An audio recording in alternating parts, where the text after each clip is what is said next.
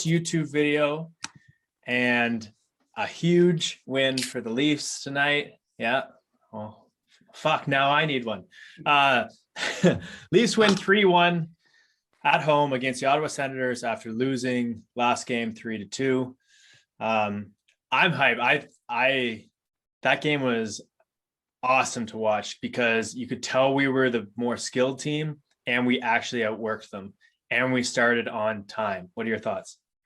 Yeah, I actually felt comfortable during the whole game, which isn't something I'm used to against the Senators. And it just feels so good to beat a rival this early. Well, you just said you felt so comfortable all game, and then you said against the Senators. That's basically how we feel every game, not just against the Senators. There's never a time where we feel comfortable, especially after Game 7 against Boston years ago. Yeah, so my main takeaways from this one was, well, Morgan Riley played almost 26 minutes, so he almost played half the game. And I know we were talking on the podcast about you kind of need to get rid of him before the season. But he's looked great defensively and offensively so far to start. So he, it still is a tough one. I don't know what the right answer is, but right now, guys like Morgan Riley, it's good to have in your lineup. Yeah, honestly, the whole defense looked really good tonight. And that's Dermott looked good. Dermott looked awesome. Mm-hmm. And the two young guys, Sandin and Liljegren, oh my gosh, we got to play them. Yeah. No, Liljegren looked, it looked like it was his first game up a couple times, but for the most part, he was solid, made some good defensive plays. It also helps that he got to play with Jake Muzzin. Yeah. It's just such a good problem to have, have him as your seventh man where he could likely play top four on a lot of teams in the NHL, and being so young still. It's weird having such a surplus of defensemen. Yeah. I can't remember the last time that we really had that. No, and Sandin, like he just looked comfortable bringing the puck like in the offensive zone, and I just love that. Mm-hmm. He got one assist, but he made some really big passes that could have turned into goals too.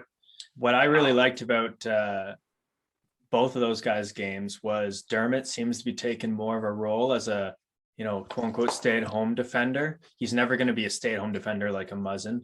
But he was staying back a little bit. Dermott in the past was the one to rush the puck, but he knows playing with Sandin.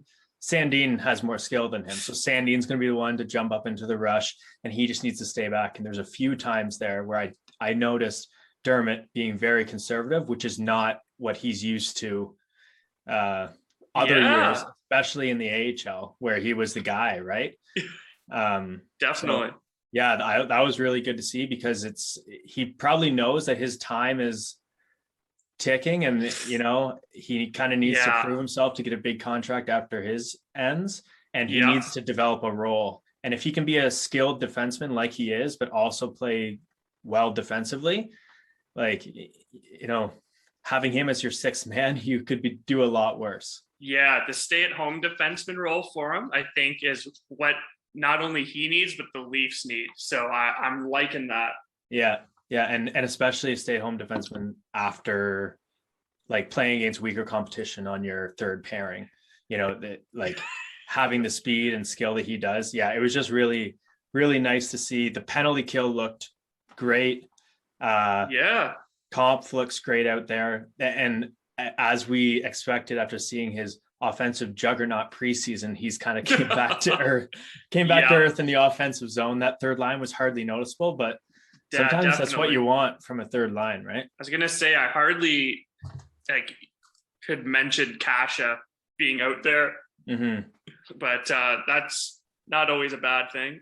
One thing that it was in the second period, and the second power play unit had come out, and I didn't notice Kasha on that. Now I could have just realized, started looking for him later in the penalty and just missed it, and we didn't get one again for the rest of the game. But it didn't look like he was out there, but he should definitely be out there when Engvall is playing a position on the power play. which has a lot of puck movement coming his way. It just seemed a little weird, but I could totally have just not noticed them, and he could have played deeper in the zone on the power play. But yeah, that was one thing I did find weird, but once again, could be proved completely wrong. And when that's another thing. Austin Matthews isn't even playing yet. And you can kind of tell, like Forsberg, you message and you're like, where the hell did this guy come from? Who is this guy? Yeah. And how is he stopping everything? Honestly, every Sens goalie against the Leafs just turns up. It could be anybody. They could have had Alex Bishop from U of T on their team, and he would have stood on his head tonight just because he plays for the Sens. But yeah, no Austin Matthews yet.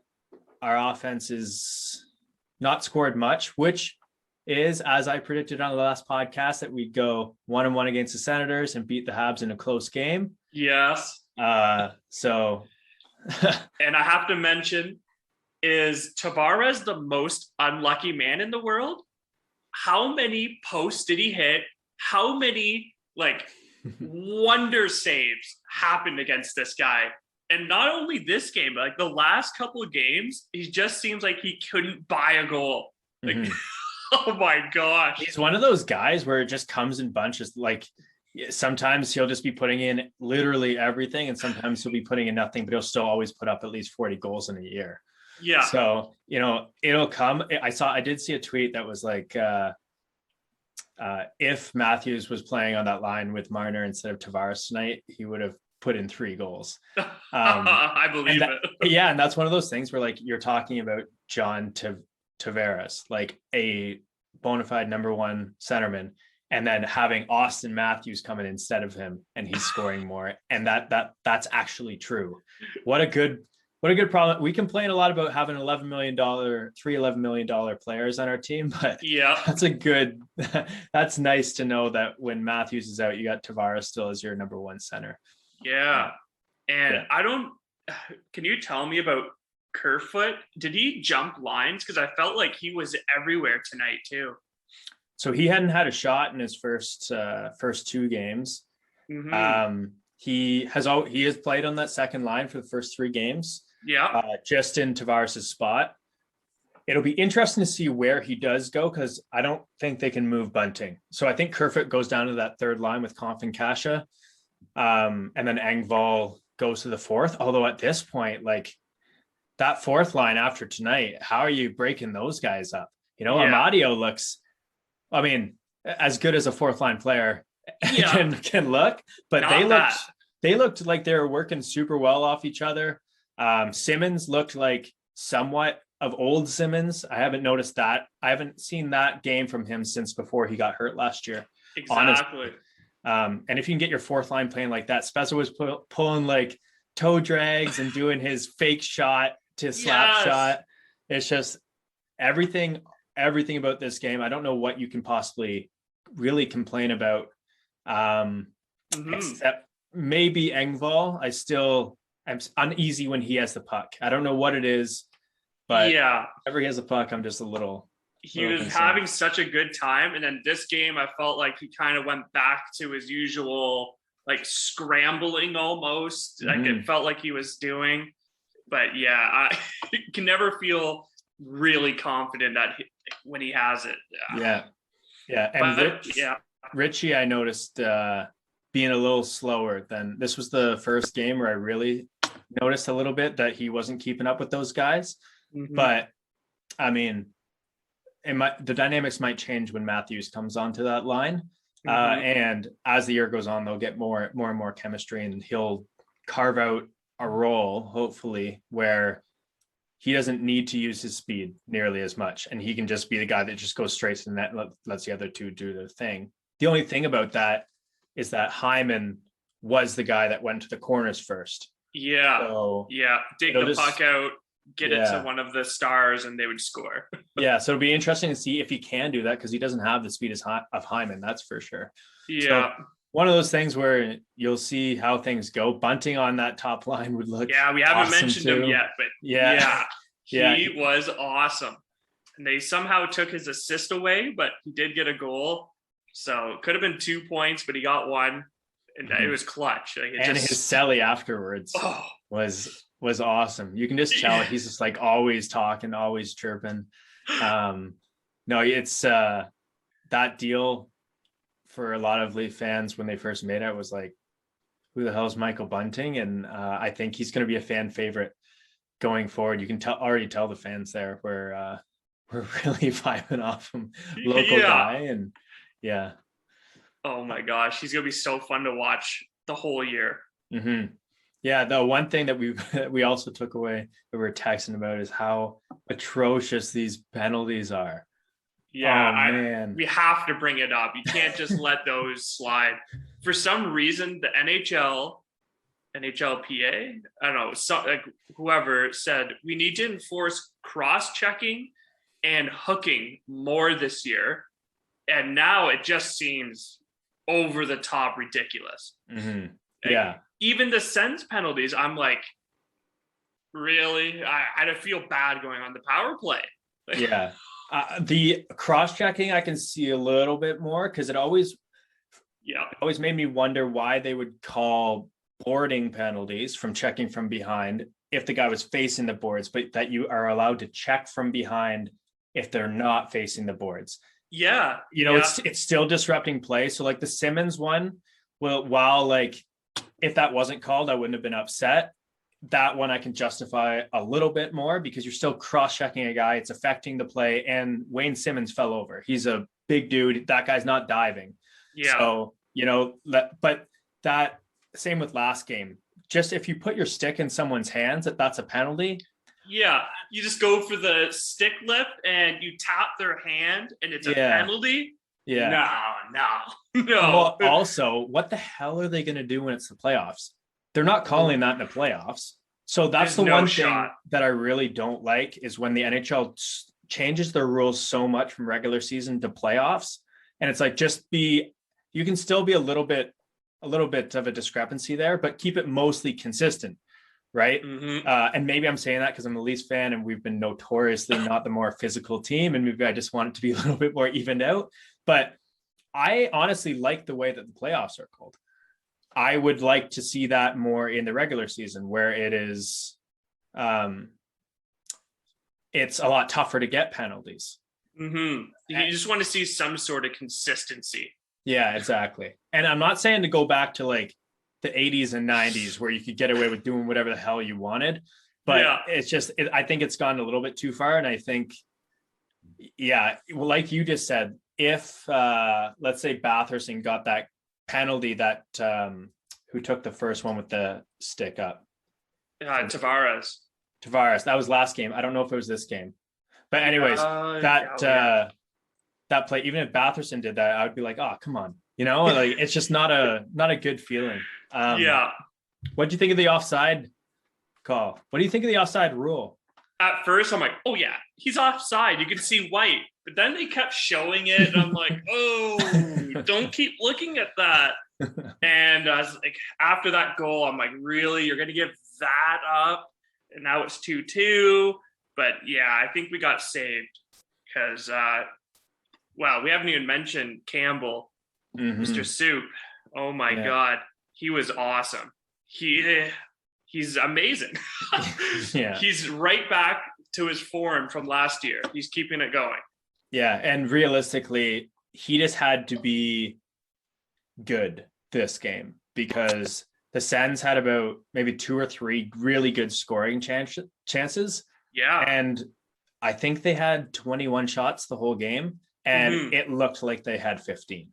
Yeah. It just was, there was no cycle that they could get going. The only chances they got were really off the rush. Yeah. None of them were too close to the net. So, but that's what I mean is you just have to be good against teams like that. And you have to be great against teams like Tampa and teams like Boston. But I feel so confident when Campbell's in net.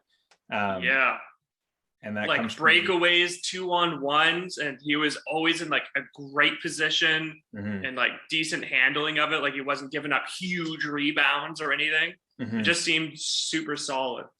Yeah, and I do want to shots. I do want to shout out Tim Stutzel. Like that guy He's a baller. Him and Shabbat have to be the Sens' top 2 players. And I would even say that Easy. over Kachuk right now. Like when he has the puck, it's just scary. It was almost like when Caulfield had the puck last year in the playoffs. It was like the one guy that really scared me whenever he had it, because he can do things that other guys can't do. Yeah. Right? I heard his name so many times. Oh my God, this guy's everywhere. Yeah. But yeah, overall, that was an awesome game. The last 2 games were they're okay. The Montreal game, they played well defensively, and that's a good thing that they seem to have bought into a little bit more. Even in game 2, they played well defensively for 3/4 of the game, but and there was a couple bad bounces. But those are games that you got to start better on time. We've been over it year after year after year. Finally, they did tonight. They looked awesome right from the get-go. There was only about 3 minutes in the third period that I was like, uh-oh. But other than that, can't really say much wrong about these guys tonight. Yeah, third period lead, and we just shut it down. Yeah. It was awesome. Not used to that. I also want to shout out Josh Hosang for getting 2 goals in the AHL tonight. Apparently, Kirill Semyonov got 4 assists tonight, and they ended up winning. So that'll be an exciting team to pay attention to, just seeing how all those guys are doing. You got 2 guys, Hosang and Semyonov, who probably could be in the NHL right now. Robertson. I think the line right now is Joey Anderson, Robertson, and Semyon Argentintsev. That could change as time goes on, but that team is a good team, and I'm excited to follow along and see how much Hosang, how many goals this guy gets before he gets called up to the Leafs, because it's going to happen, because we love it's only a matter of time. Yeah. All right. Any closing points that you want to? Let's see. We covered it. One guy we didn't mention is Willie Nylander, because he was just solid the whole game.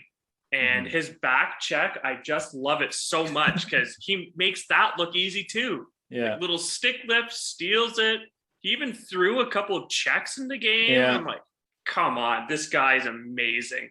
And he just makes it look so easy. Maybe it's a maturity thing, but you do notice him being like, this is going to sound crazy and stupid, and it probably is, but he looks like he's playing a little bit more of like an Ovechkin type game, where like he's throwing hits. Whenever he has the puck, you're scared as the other team. He's winning most puck battles, and he's learning how to cycle. And then but he still has his spots. Now, he's never going to be the elite goal scorer that Ovechkin is or anything like that. But I just noticed more and more he's playing like that high intensity game that everyone just said that he couldn't do or wasn't doing. Right. And he's making his contract look real good now. Real good now. Yeah. Because you were saying, is he the best player on their team right now? And honestly, like between he's playing better than Marner right now, in my opinion. And he's getting paid a hell of a lot less. Doesn't mean that Marner's not great and that we don't love Marner, but exactly. Willie Nylander is my favorite player on the Leafs right now, because that guy's awesome. Yeah. And also Matthews is out, just in case anyone's freaking out hearing that. Who's the best player? Yeah, Matthews is out, and I saw a tweet saying that there's no timetable for his return. So who knows when that's going to be, but if they can keep playing like they are now, I think they play San Jose on Monday. Nice. And then they have basically a week off. So I don't think he'll play in San Jose, and I think he'll probably come back later time. That comes from absolutely no inside information and absolutely no idea about what his injury status is. So it's a great guess. Well, I've been right so far, so let's keep it rolling. So everyone, this is our first YouTube video. We're going to do them every Saturday, just reactions to the games. This will probably be the happiest one that we'll have all year. And Din also is going to be with us. He just came back from Mexico today, so He'll be tanned and with us back again. We're going to have a podcast on Monday, and we're going to release some clips in our podcast on YouTube. So if you like it, if you want more content, just subscribe and like the video, and comment, call us idiots, whatever. Are our takes good or not? Let us know. Yeah, and very likely they are not good. We're the most self-deprecating podcast in the history of podcasts. And they say you need to make a brand. So there you go. All right, everyone. We'll catch you next time.